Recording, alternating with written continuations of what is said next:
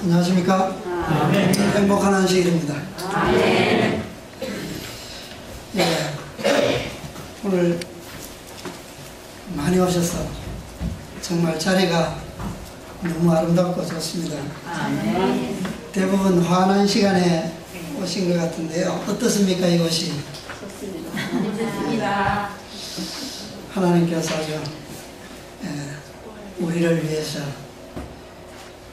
크신 사랑으로 속리산의 그 깨끗한 공기와 물 가운데로 이렇게 이 안식일에 인도해 주셔서 참으로 감사드립니다. 아멘. 제가 이 안호진 집사님께서 처음에 이 건물을 구경시켜 주신다고 해서 왔을 때 참 앞이 캄캄하더라고요. 그런데 좋지요. 예, 그동안 참 두 분은 물론이고 또 여러분들이 오셔서 이렇게 아름다운 안식일을 위해서 많이 수고해 주셨습니다. 여러분들 여기에 뭐 때문에 오셨습니까? 무엇을 따라서 오셨어요? 말씀을 따라서 다 같이 한번 읽어보실까요? 주의 말씀을 내 발에 내 길에 비치니. 말씀이 아니었다면 오늘 저와 여러분께서는 이 자리에 함께 하시지 않았을 것입니다. 또 많은 분들이 함께 했으면 참으로 좋았을 그런 자리인데 어제의 형제들이 오늘은 이전 형제들이 되는 참 안타까운 그런 상황에 있습니다. 여러분들 그동안 답답하시죠? 많이. 그러나 하나님의 섭리는 항상 그분의 말씀과 함께 동행하고 계시고 또 그 말씀이 살아있는 심령들 가운데 함께 하신다고 하는 사실을 기억하심으로 위로받는 이 귀한 안식일이 되시기를 바랍니다. 아멘. 제가 첫 시간을 맡으면서 과연 어떤 말씀을 가지고 여러분들에게 이 시간을, 첫 시간을 참 의미 있는 시간 아닙니까? 40일 전에 우리 3.1절 3.1 운동하는 기분으로 모이고 처음 모였는데요. 아직 8.15도 아닌데 독립된 것 같은 행복 속에서 이 안식일을 맞게 되었습니다. 참 어수선한 가운데 제가 말씀을 준비하느라고 이거 좀 울게 되었습니다.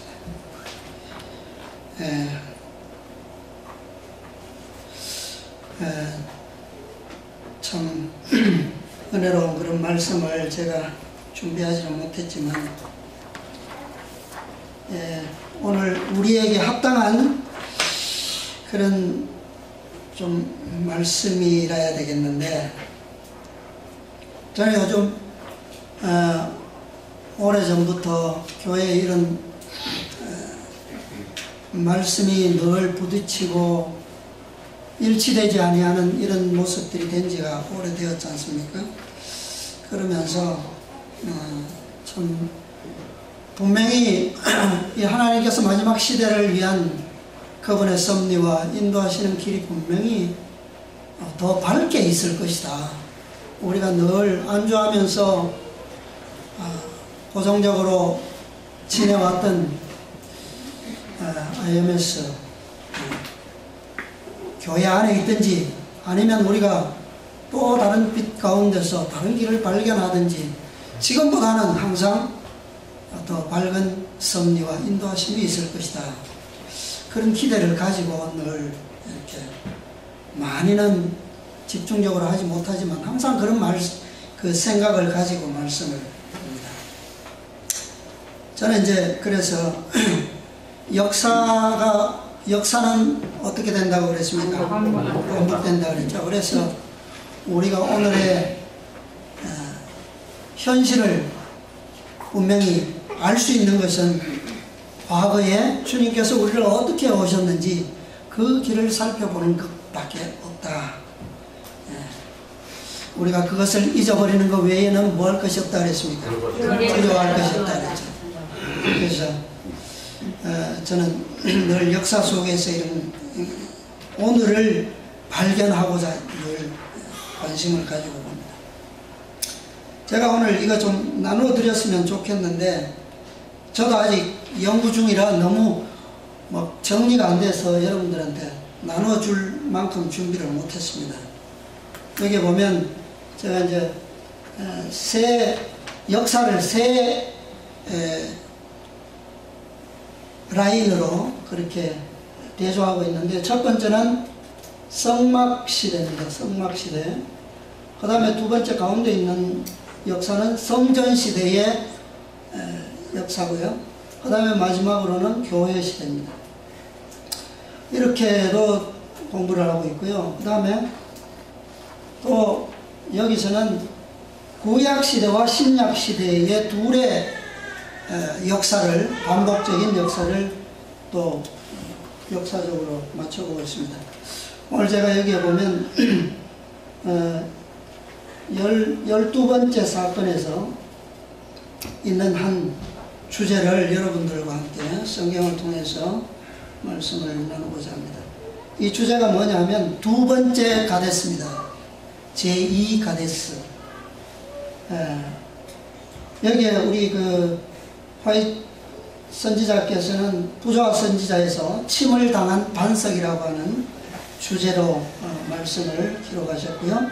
이것은 바로 하나님께 대한 불신, 그 하나님께 대한 불신, 백성의 불신이기 이전에 지도자의 불신이다 라고 하는 점을 그 기록에서 강조하고 있습니다.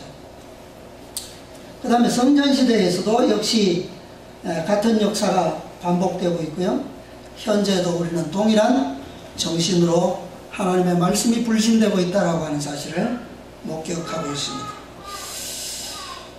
자, 이 이스라엘 백성들이 애국을 출발했죠. 출발해서 홍해를 건너고 또 마라와 엘림을 거쳐서 한 달 만에 어디에 이르느냐 하면 2월 15일 신광야라고 하는 곳에 이릅니다. 이 신광야에서 백성들은 애굽에 있었던 고기 가마를 그리워하면서 원망을 하기 시작했습니다. 그때에 하나님께서 그들에게 만족시켜 주셨는데 만나를 통해서 만족시켜 주셨습니다. 그 다음에 이 신광야에서는 이 만나를 통해서 최초로 안식일에 시험이 주어졌습니다. 안식일을 준수하는지 안 하는지를 만나를 가지고 시험하셨어요. 그 다음에 신광야를 떠나서 르비딤이라고 하는 곳에 이르렀을 때 마사 또는 무리바라고 하는 그런 경험의 기록을 출애굽기 17장에서 하고 있는데요. 이 무리바의 역사는 어떤 역사입니까? 어떤 경험입니까? 무리바라고 하는 뜻은 다툼이라는 겁니다. 다투다. 그래서 백성들이 물이 없어서 하나님께 원망하고 다투었던 사건이 일어났던 그것이었어요. 그 다음에 시간이 좀 더 지나서 제3월이 됐을 때 이제 그들이 본격적으로 광야의 질서를 잡기 위한 시내산이라고 하는 곳에 이르렀습니다. 이곳에서 그들은 하나님의 율법을 받고 교회와 국가로서 조직이 되는, 지금까지 여행하면서 볼 수 없었던 그런 이제 장엄하고 질서 있는 모습의 한 국가, 한 민족을 이곳에서 갖추게 되죠. 그래서 이 시내산에서 약 1년 정도 머물렀다가 제2년 2월 20일에 그곳을 출발해서 바란 광야 가데스라고 하는 곳에 이르렀습니다. 이 시내산에서 바란 광야에 있는 가데스까지는 그들의 행보로 약 11일 10하루 길이다 그랬어요. 성경에 보면. 그래서 이 가데스에 왔을 때 어떤 유명한 사건이 일어나죠. 어떤 역사가 있습니까? 우리가 잘 아는 12정탐꾼을 가나안을 정탐하게 하는 일이 일어나죠. 그 결과는 무엇이었습니까? 총회가 반역을 하게 되죠. 반역을 해서 그 반역의 결과는 어떤 선고를 받게 되었습니까? 40년 광야에 머물러 있기 40일 정탐일수대로 1년씩 환산해서 40년을 돌게 되는 그런 선고를 받게 되죠. 자, 그래서 그들은 어쩔 수 없이 다시 홍해길로 해서 광야로 들어가게 됩니다. 그래서 백성들은 그 광야길에서 38년을 다시 돌아서 다시 가데스로 돌아오게 됩니다. 자, 38년 광야를 도는 도중에 초기에 또 하나의 큰 반역 사건이 일어나는데 어느 반역이죠? 누구의 반역입니까? 고라의 반역이 일어나죠. 자, 이미 이제 두 반역 사건을 우리가 잘 알고 있습니다. 1차 가데스에서의 반역은 현대 교회 시대에서는 어느 역사가 그 역사입니까? 그 경험입니까? 1888년이죠. 고라의 반역은요? 51년. 1951년도 개혁운동의 분리 역사가 그 경험을 조명해주고 있습니다. 자, 부조와 선지자에 보면 부조와 선지자 34장이 12정탐꾼장인데요. 이것이 바로 가데스 반역의 기록입니다. 그 다음 장 35장이 고라의 반역이고 36장은 광야에서, 그리고 그 다음 37장이 제목이 침을 당한 반석입니다. 오늘 제가 이 장에 나오는 역사의 기록을 통해서 함께 말씀을 나누려고 합니다.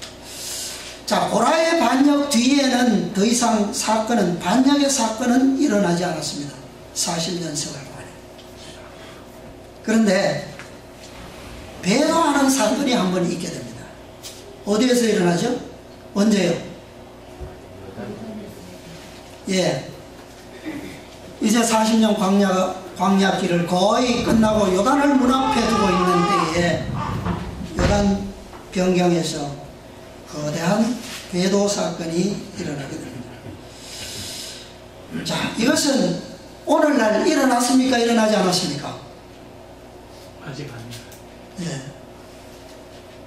고라의 반역은 일어났지만 이 배도의 사건은 아직 우리가 경험하지 않았죠? 자, 그렇다면 오늘 우리 교회의 역사는 어디까지 와 있습니까? 요단 변경.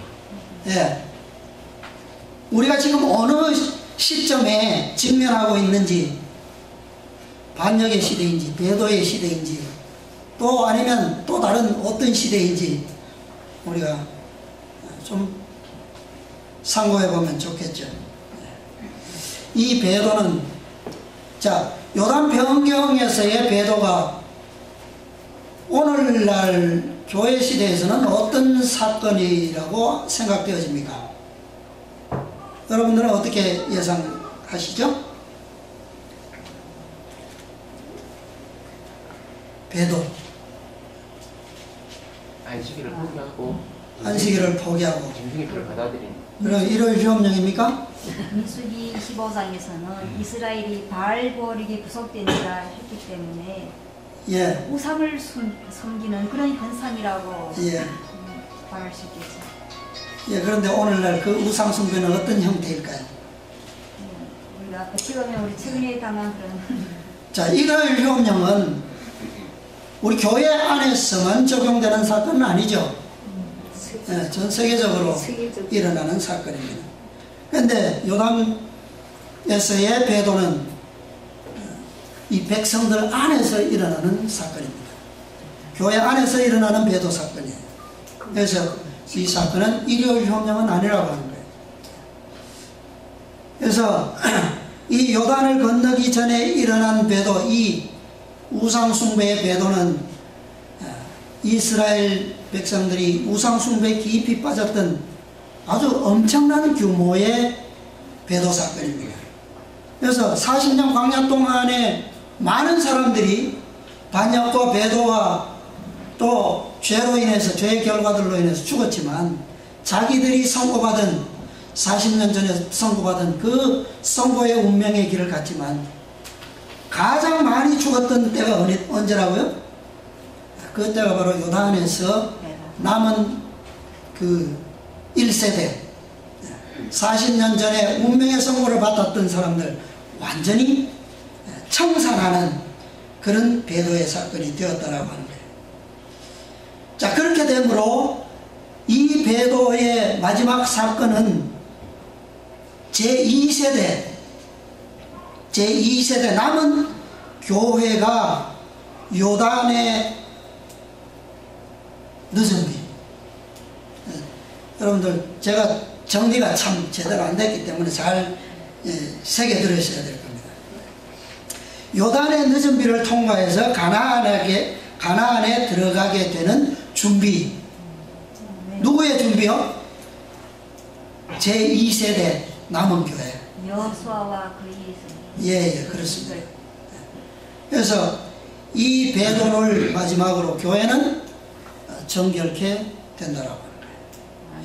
그래서 저는 오늘 이 고라의 반역과 요단에서의 배도, 이 사이에 있는, 이 사이에서 일어나고 있는 이 시대의 교회의 현실, 이 광야교회의 역사를 통해서 좀 살펴보려고 합니다. 자, 먼저 민수기 20장에 있는 말씀을 좀 같이 찾아보시겠습니다. 민수기 20장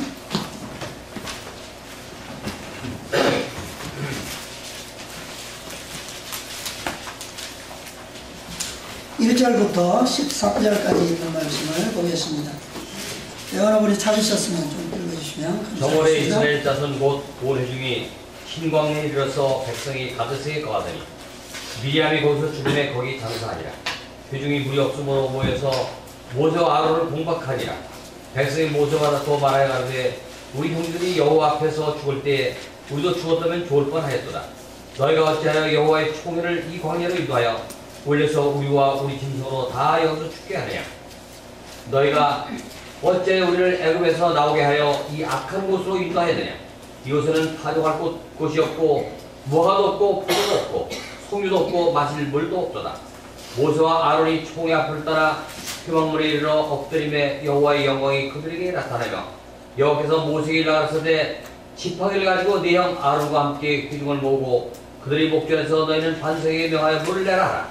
네가 그 반석으로 물을 내게 하여 회중과 그들의 짐승에게 마실지니라. 모세가 그 명대로 여호와의 앞에서 지팡이를 취하니라. 모세와 아론이 총회를 그 반석의 앞에 모으고 모세가 그들에게 이르되 패악한 너희가 들으라. 우리가 너희를 위하여 이 반석에서 물을 내려 하고 그 손을 들어 그 지팡이로 반석을 2번 치매 물이 많이 솟아 나오므로 회중과 그들의 짐승이 마시니라. 여호와께서 모세와 아론에게 이르시되 너희가 나를 믿지 아니하고 이스라엘 자손의 목전에 나의 거룩함을 나타내지 아니한 거로 너희를 이 총회를 내가 그들에게 준 땅으로 인도하여 드리지 못하라 하시니라. 이스라엘 자손이 여호와 다투었으므로 이를 무리라 하니라. 여호와께서 그들 중에서 그 거룩함을 나타내셨다. 예, 감사합니다. 자, 1절에 보니까 지금 이스라엘 백성들이 총회가 지금 어디에 이르러 있습니까?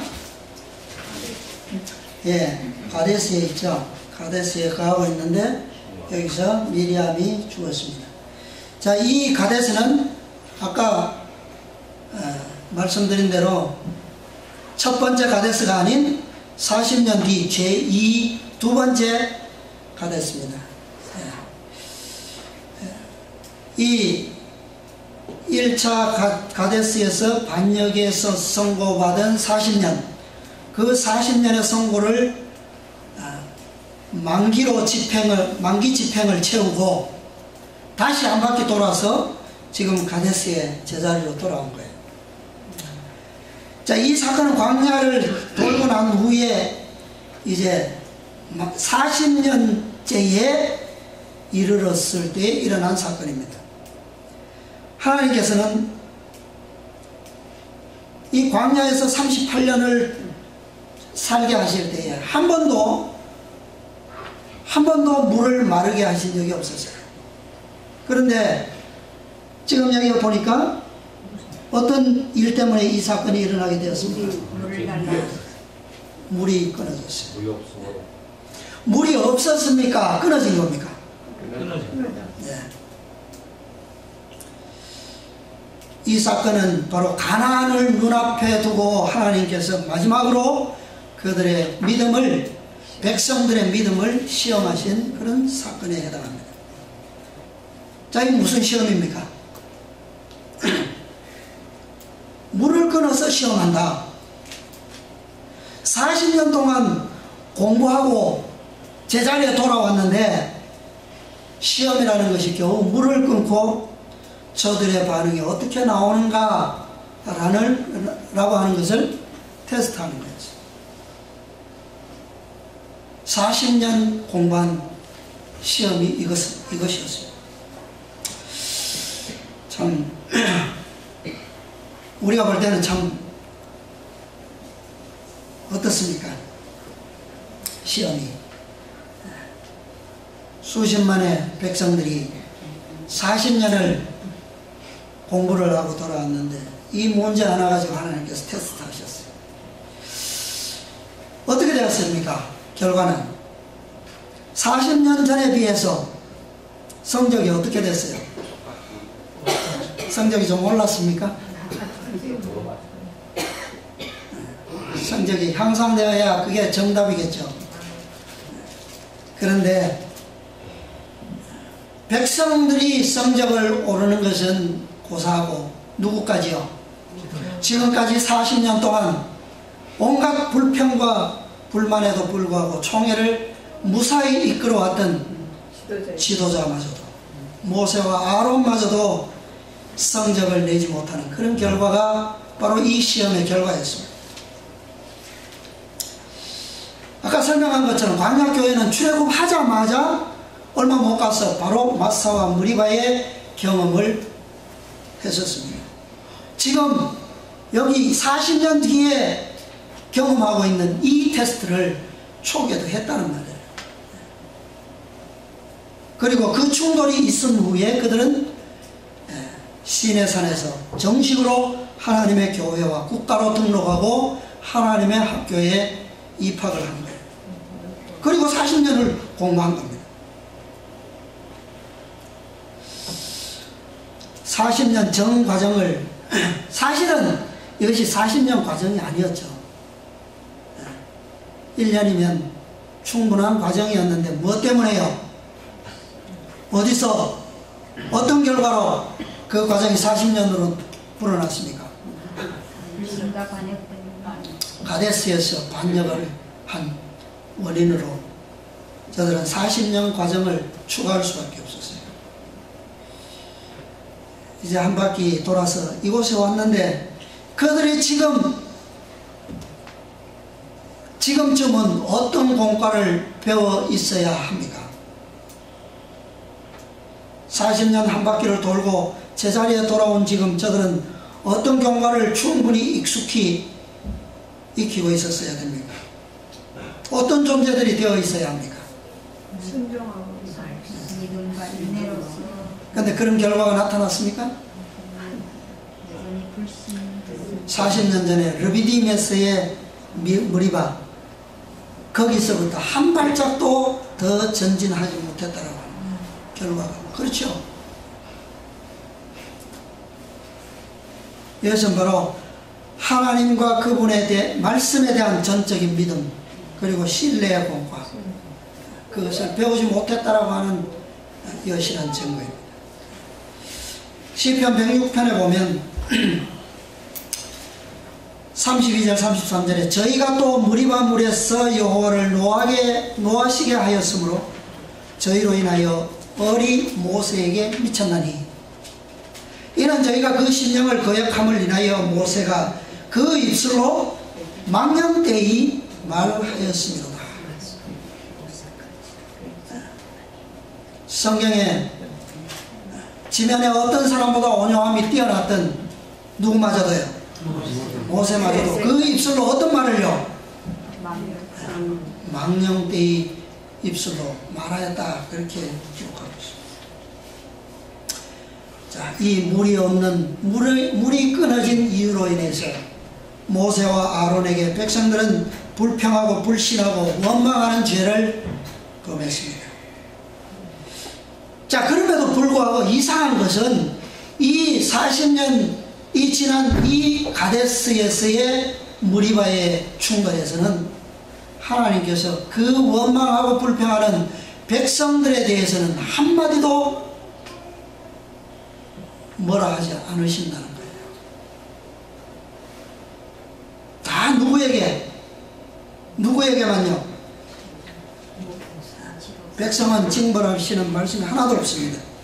그 백성들을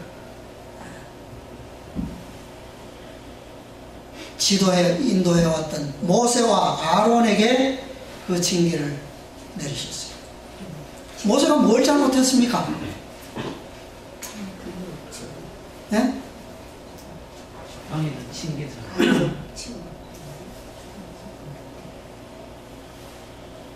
10절에 보니까 모세가 그들에게 이르되 뭐라고 했어요? 패역한 너희여 들으라. 우리가 너희를 위하여 이 반석에서 물을 내리라. 이 말을 한 것이 잘못입니까? 인내하지 말고 화를 낸 것이 두번 징계다. 40년 동안이나 백성들을 도와줬고 변호해줬고 가르쳐줬고 출애굽할 때만 해도 빵점짜리 학생들 그들을 지금 40년 이후에 이 결과에 대해서 모세가 좀 나무라는 그 말이 잘못됐느냐. 그런데 하나님께서는 이 말을 두고 뭐라고 하셨다고요? 나의 영광을 나타내지 않냐고. 그에게 입술로 망령되이 말하였다. 그렇게 선언하고 있습니다. 자, 모세가 무엇이 부족했기에 이런 범죄를 저질렀습니까? 이런 율법을 어겼어요. 인내하지 그에게 율법에 대한 빛이 부족했습니까? 모세에게 하나님의 율법을 아는 지식이 부족했습니까? 아니면 그가 지금까지 하나님의 율법과 그분의 품성에 대해서 알고 있는 표준이 낮았습니까? 어땠어요? 그래서 이런 망령된 입술로 범죄했느냐. 부조와 선지자에 있는 말씀을 좀 찾아보겠습니다. 417페이지입니다. 후속의 역사 가지신 분은 197페이지 오른쪽에 둘째 문단. 물은 군중이 넉넉히 마실 만큼 많이 흘러나왔다. 그러나 모세는 큰 과오를 범했다. 모세는 분노한 감정으로 말했고 그의 말은 하나님께서 모욕을 당하셨기 때문에 바란 거룩한 의문이라기보다는 오히려 인간적 격정의 표출이었다. 그는 패역한 너희여 들으라고 말했다. 이 비난은 잘못이 아닌 사실이었으나 사실일지라도 분노하거나 조급하게 말하지 말아야 했다. 하나님께서 모세를 명하여 이스라엘 백성들에게 그들의 반역을 책하실 때에 그 말은 모세 자신에게도 고통스러웠고 백성들도 견디기 어려운 일이었으나 하나님께서는 모세가 그 기별을 전하는 데 있어서 그를 붙들어 주셨었다. 과거에. 그러나 모세가 백성들을 비난하기 위하여 스스로 분노할 때에는 하나님의 성령을 슬프게 하고 백성들에게 해를 끼쳤을 뿐이었다. 그는 인내심과 자제력이 부족했음이 분명했다.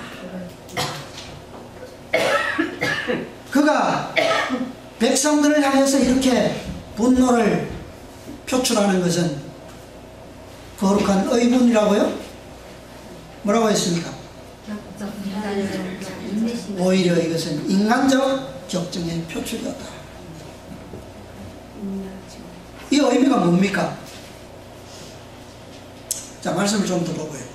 417, 418페이지입니다. 오른쪽 맨 밑에 문장입니다. 모세는 하나님께 대한 불신을 나타냈다. 그는 마치 여호와께서 약속하신 대로 행하지 않으실 것처럼 우리가 물을 내랴고 물었다. 여호와께서는 두 형제에게 너희가 나를 믿지 아니하고 이스라엘 자손의 목전에 나의 거룩함을 나타내지 아니하였다고 말씀하셨다.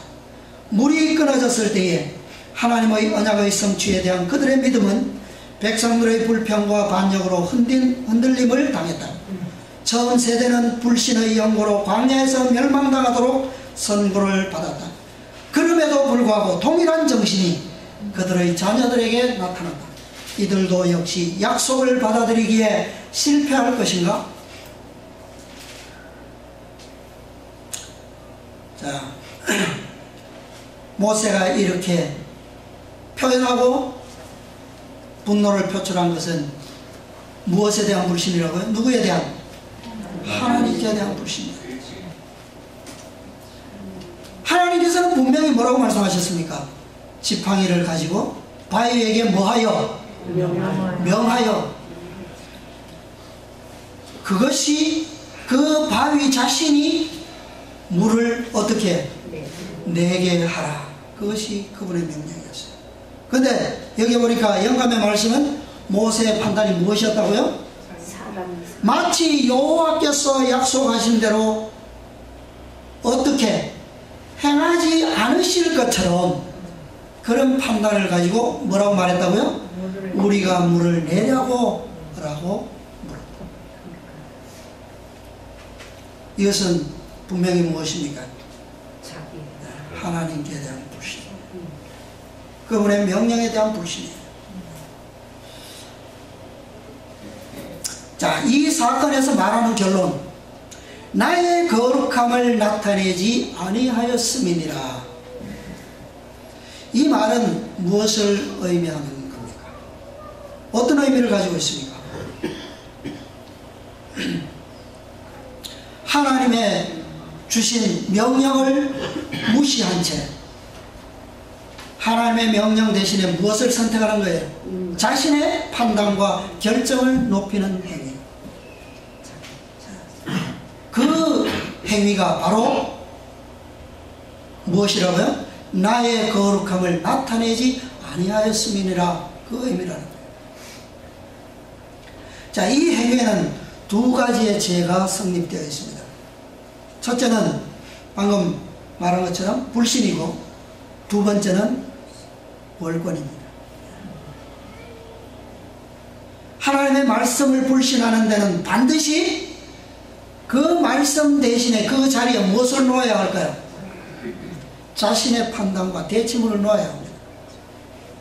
다시 말해서 자신의 이론을 그것에 놓지 아니하면 어떻게 할 수 없어요? 그 말씀을 부정할 수가 없어요. 이것은 바로 자신을 하나님의 자리에 올려놓는 곳이라고 부조화 선지자에서는 말씀하고 있습니다. 자, 모세가 내리쳤던 반석, 그 반석은 이미 언제 열린 바 되었습니까? 언제요? 그 백성들에게 이미 광야의 생활을 시작할 때에 얼마 되지 않아서 이미 침을 당했어요. 그리고 그때로부터 물은 계속 흘러나왔습니다. 그들이 장막을 옮길 때마다 가까이 있는 반석에게 뭐 하기만 하면? 치기만 하면요? 명하기만 하면 언제든지 바위는 물을 낼 것이었습니다. 자, 이 사건에 보면 하나님께서 모세에게 무엇을 취하라고 말씀하셨어요? 지팡이를 취하라고 했어요. 그런데 그 지팡이는 어디 있습니까? 어디에서 취했습니까? 그가? 여호와 앞. 여호와 앞이 어디입니까? 지성소. 거기서 지팡이를 취하도록 하신 거예요. 자, 하나님께서 여호와 앞 지성소에서 지팡이를 취하도록 하신 것은 무슨 의미예요? 그것으로 내리쳐라? 뭡니까? 그런 의미가 아니었습니다. 자신은 그저 여호와의 말씀에 의지해서 대언하는 도구에 불과한 존재, 그것을 뭐하도록? 잊지 말고 상기하도록 하기 위해서 거기서 취하도록 하신 거예요. 자신을 겸비하게 만들어야 할 그 지팡이의 존재가 지금 모세로 하여금 어떤 존재로 바꿔놨어요?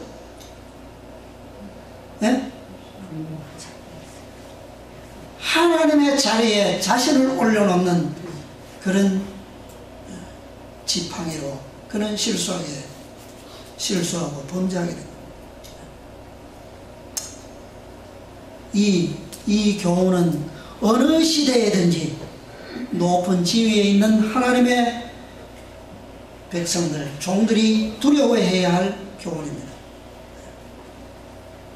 여호와 앞에 있는 그곳에서 우리가 말씀을 취할 때에 우리는 이 말씀이 어디로부터 나왔는지 그 근원을 항상 잊지 말아야 한다. 결코 지팡이가 내 손에 쥐어져 있다고 해서 하나님께서 취하라고 하셨다고 해서 내 것입니까? 내 마음대로 해가도 되는 겁니까?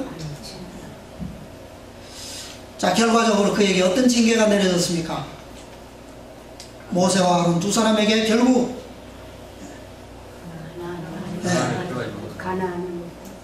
총회를 약속의 땅까지 인도하여 갈 그런 특권을 상실하도록 해버렸어요. 자신이 못 들어가는 것보다 모세와 아론에게는 그것이 더 큰 특권 아닐까요?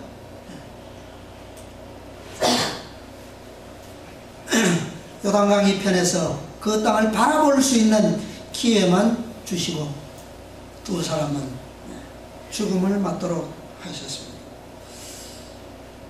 자, 총회를 지금까지 이끌어왔던 모세와 아론이 죽으면 어떻게 됩니까?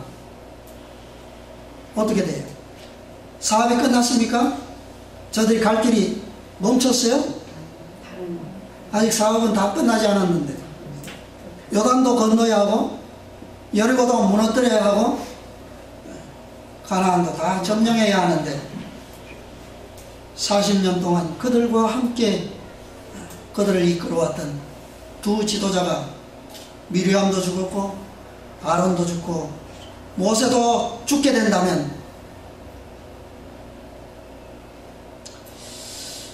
자, 그러나 하나님께서 여기에서 저들을 징계하시는 그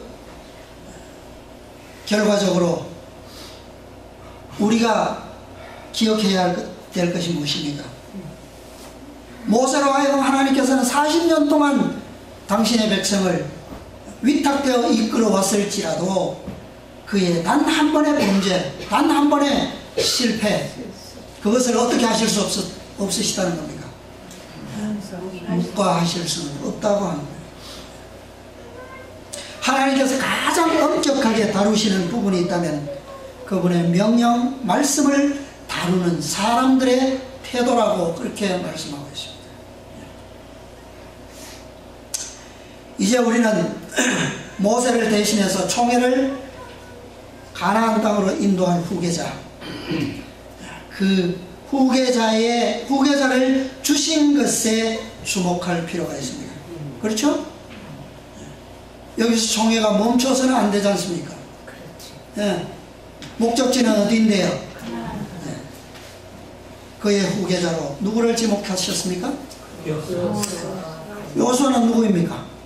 어떤 사람이에요? 회중에 있던 한 사람이 갑자기 등장한 인물입니까? 모세의 수송자였습니다. 예. 그는 시내산으로부터 줄곧 모세와 동행해오던 동역자이면서 모세의 수제자였어요. 모세에게 배우는 학생이었습니다. 하나님께서는 여호수아를 가리켜 말씀하시기를, 여호수아는 어떤 자라고요? 자, 민수기 27장에 있는 말씀을 보겠습니다.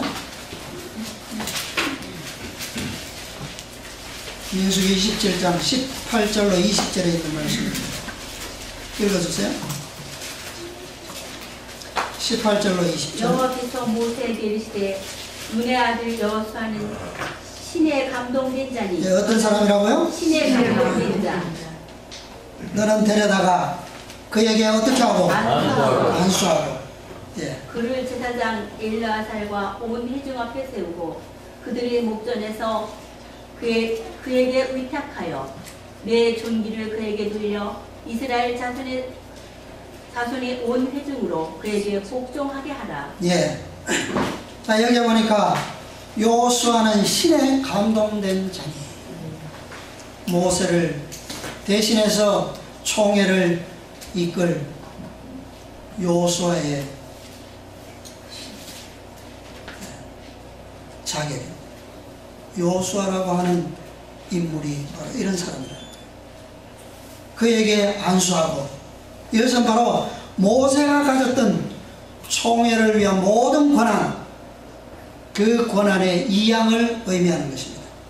안수하고. 자, 예수님께서는 새 포도주는 어떻게 하라고요?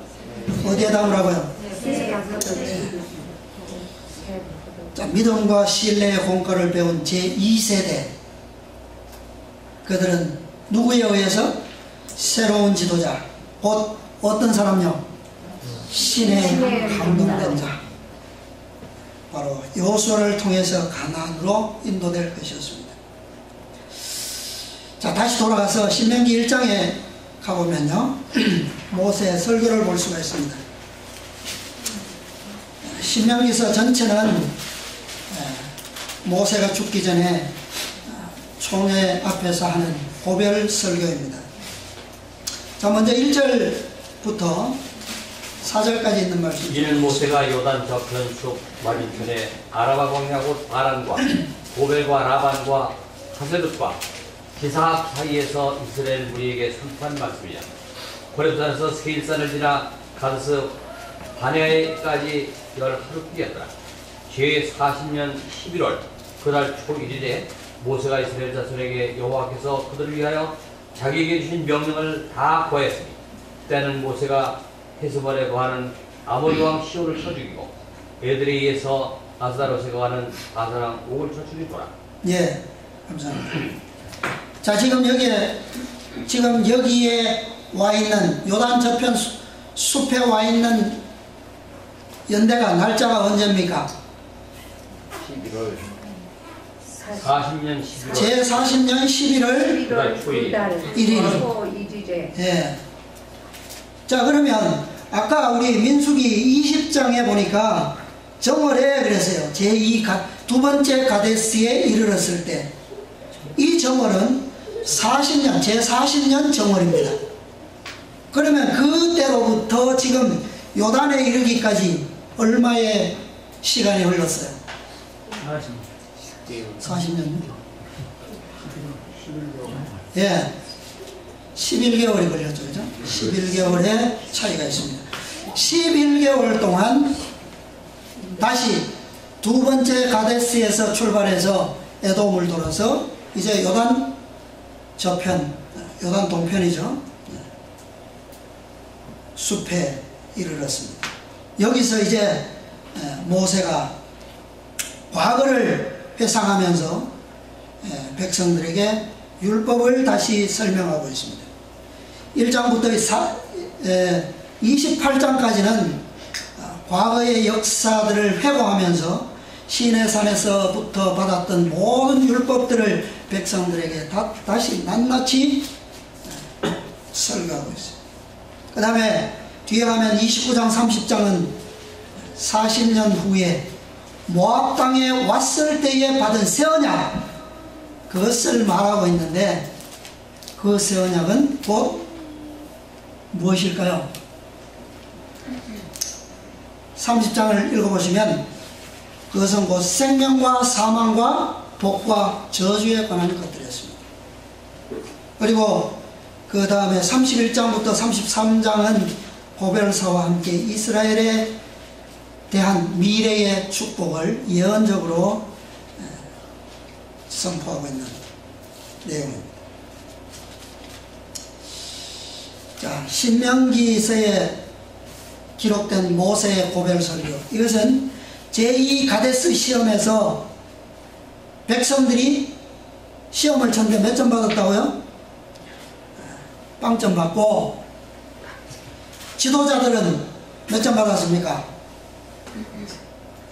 지도자들 역시 고별을 면치 못한 그런 경험이 있은 후에 11개월이 지났을 때에 있었던 기록입니다. 그때의 설교를 기록하고 있는 겁니다. 자, 그런데 이 설교에서 예전과 다른 설교가 추가되었어요. 그의 40년 전 언약과 설교에서 잘 보면 40년 전 언약과 40년 후의 언약, 그것을 발견할 수가 있어요. 다른 점이 있다면, 여러분 혹시 이 부분을 좀 염두에 두신 분이 계십니까? 40년 전에는 어떤 언약을 받았느냐 하면 선택이 아닌 절대적 순종을 요구하는 언약을 받았었어요. 그런데 40년 후의 언약은 생명을 위해서 스스로 선택하라고 하는 것입니다. 이것이 달라요. 자, 왜 이런 설교가 여기서 나타나게 될까요? 자, 이 이스라엘 백성들, 이들은 제2 가데스 사건으로 인해서, 자, 하나님께서 제2 가데스의 백성들을 이끄시고 거기서 시험을 치신 것은, 시험을 쳐서 만족하면 어떻게 하실 계획인 겁니까? 40년 전 이곳에서 있었던 일처럼 어떻게 할 수 있었다는 겁니까? 네? 가데스는 그들이 들어갈 약속의 땅과 가장 가까운 곳이었죠. 그죠? 네. 40년 전에 40일 동안 정탐하고 와서 보고했을 때 백성들이 감사함으로 받아들였다면 그들은 뭐 하지 않아도 됐습니까? 40년을 돌지 않았을 때였어요. 40년을 돌고 다시 두 번째 가데스에서 왔습니다. 시험을 쳤습니다. 합격했다면 어떤 일이 일어났을까요? 다시 남쪽으로 돌아서 에돔을 돌아서 들어가지 않아도 됐을 겁니다. 부자선지서에 그렇게 기록되어 있어요. 자, 그런데 여기에는 특별한 하나님의 섭리가 있습니다.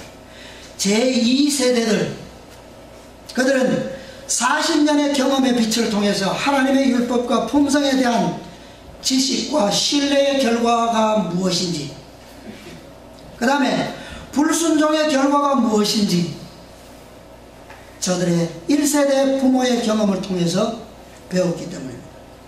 배웠는데 두 번째 가데스에 왔어서 저들이 그 시험을 통과했었더라면 저들은 함께 가능했을 겁니다.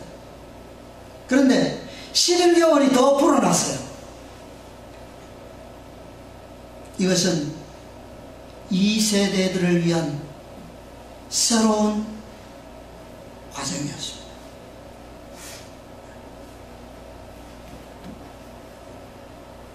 제2 가데스의 사건으로 가나안으로 직행해야 될 그런 시점에서 저들은 다시 남쪽으로 향하지 않으면 향하도록 하셔서 이제는 에돔 땅을 돌아서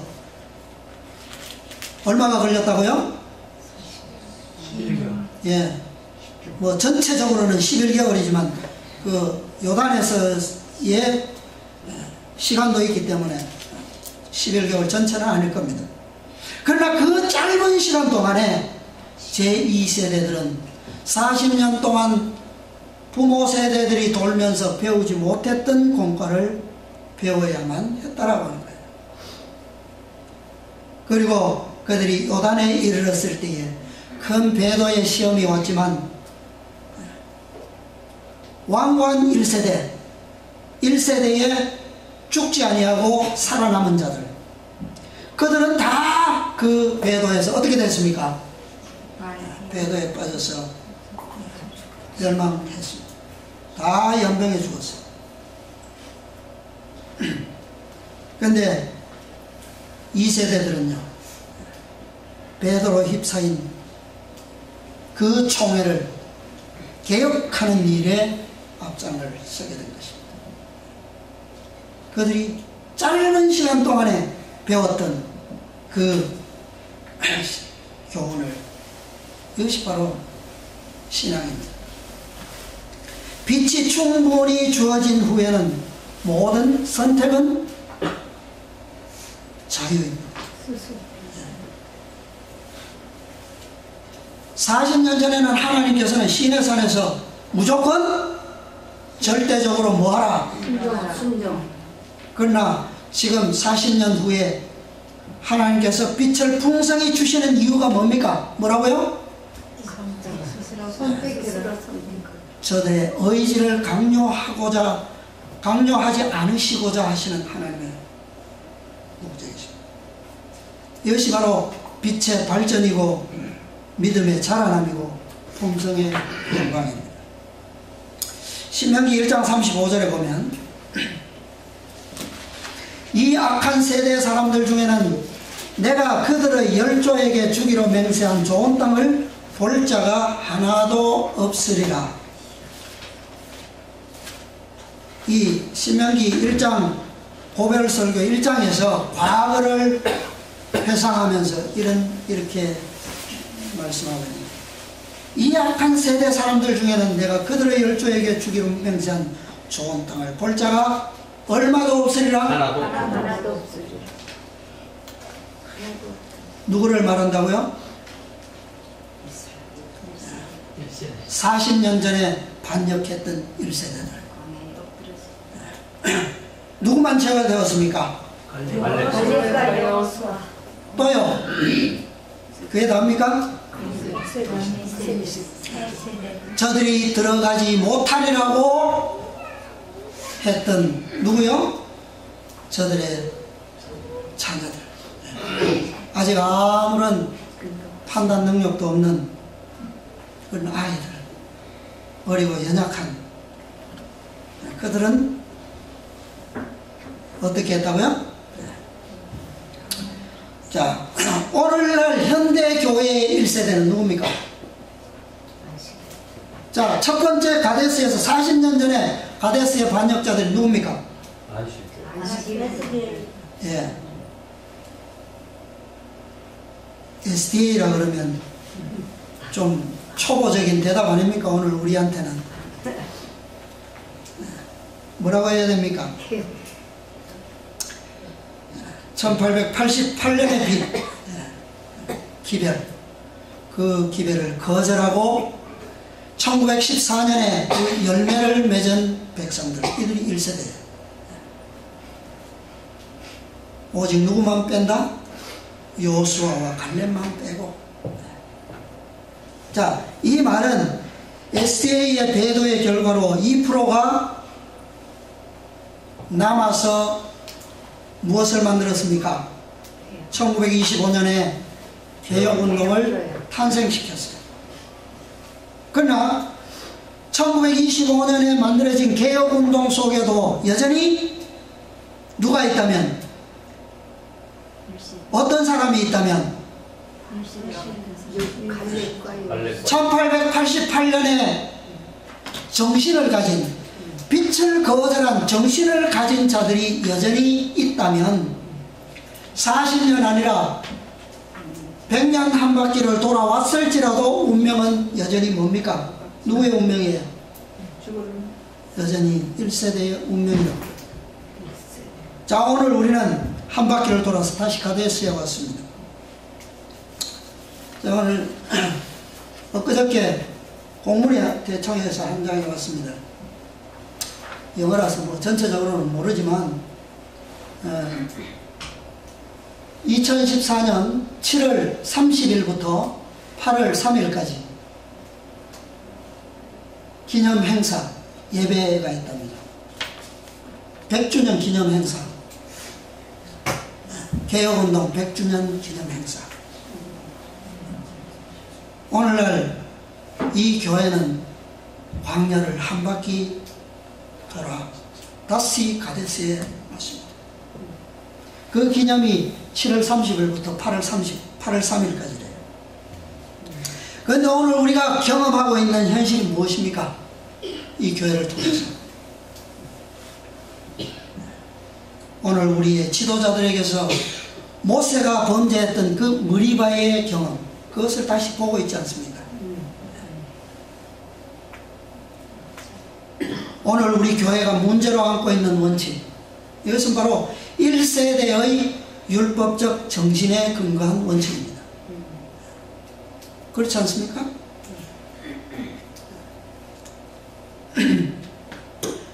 성경과 하나님의 계시와 영감에 대하여 믿는다고 공언하죠. 이번에도 와서 많은 사람들이 질문했고 또 확고하게 대답하는 것을 보았을 겁니다. 그런데 실제로는요, 믿는다고는 하는데 실제로도 말씀을 그렇게 보고 온갖 이론을 가져다가 공공연하게 불신하고 거역하고 있지 않습니까? 그러나 이 한 바퀴를 돌아온 이 가운데서도 오직 누구는 승리한다고요? 여호수아와 갈렙과 같은 사람들, 제2세대들의 정신, 하나님께서 가르치시고자 했던 그 공과를 충실히 배워온 자들. 이들은 과연 요단에서의 배도에서 그 믿음이 입증된 비느하스와 같은 사람들일 것입니다. 개혁자들. 그 음행의 현장을 창을 들고 들어가서 통째로 두 사람을 꿰어서 즉결 집행하는 그런 개혁. 그에게 비느하스에게 어떤 언약이 주어졌어요? 영원히 제사장. 대대로 제사장의 언약이 그에게 주어졌어요. 이런 자들이 오늘 남은 무리의 정신입니다. 새로운 총회의 지도자인 여호수아에 의해서 교회는 늦은 비를 받기에 합당한 새로운 연합, 새로운 헌신을 이루게 될 것입니다. 아멘. 만수위가 된 요단의 충만한 늦은 비를 경험하게 될 것입니다. 아멘. 그리고 늦은 비에 요단을 건너서 여리고의 바벨론을 향하여 큰 소리로 외침을 하게 될 것입니다. 아멘. 누가요? 여호수아. 그리고 그런 사람. 아이성의 실패의 경험을 통해서 남은 무리는 극심한 야곱의 환란을 통과하게 될 것입니다. 저들은 그 후에 그리심산과 에발산에서의 언약 선포, 그 후에 본격적인 가나안 점령이 시작되는 것입니다.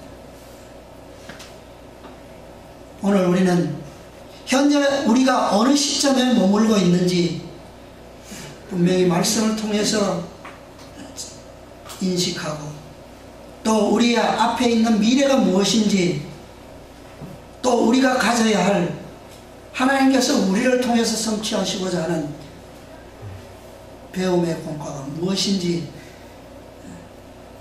오늘 우리가 아는 것은 매우 중요하죠.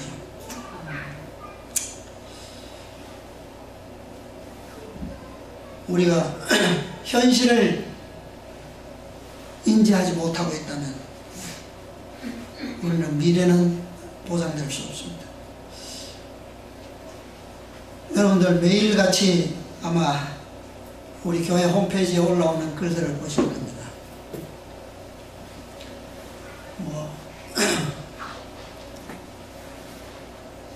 너무 이상하죠. 오늘 올라온 걸 며칠 전에 그 사람 이름으로 보면 똑같은 말이에요. 한 달 전에 쓴 걸 보면 똑같은 말이에요. 변화가 없어요. 그런데 그 말의 핵심은 하나도 없어요. 말씀에 근거된 것이 없다는 거예요. 그러고도 믿는다고 합니다. 안타까운 현실이지만 우리가 그것에 웃고 즐거워할 것이 아니라 정말 우리의 현실, 우리는 과연 이 길에서 어느 선택을 해야 되는지, 우리에게 이 빛을 주신 하나님의 계획과 섭리는 무엇인지 우리는 오늘 선택해야 우리에게 주어진 빛을 따라서 스스로 길을 선택해야 합니다. 늘 얘기합니다. 그냥 말 좋은 소리 따라서 우르르 몰려가는 그런 신앙인 되지 말라고 그림 늘 올라오죠. 틀린 말이 아니죠. 그러나 우리는 정말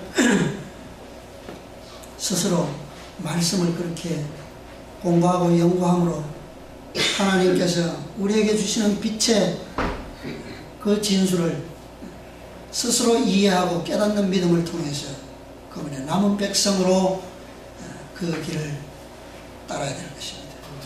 우리 모두가 함께 앞으로 남은 이 고귀한 특권과 남은 사업에 동참하시게 되기를 간절히 바랍니다. 아멘. 아마도 모세의 총회권, 그 다음에 여호수아의 총회권, 이것에 대해서 여러분들 좀 이해가 좀 헷갈리거나 그러실 수 있습니다만, 말씀을 잘 살펴보시면 어떤 조직을 말하는 것이 아니라 그 정신에 의해서 이 총회가 구별된다라고 하는 사실을 아실 것입니다. 그것에 의해서 우리가 정말 남은 무리의 정신, 예수님께서 우리에게 주신 마지막 빛의 정신을 모두 소유하시는 아름다운 백성들이 되시기를 바라면서 오늘 말씀을 마치겠습니다. 아멘.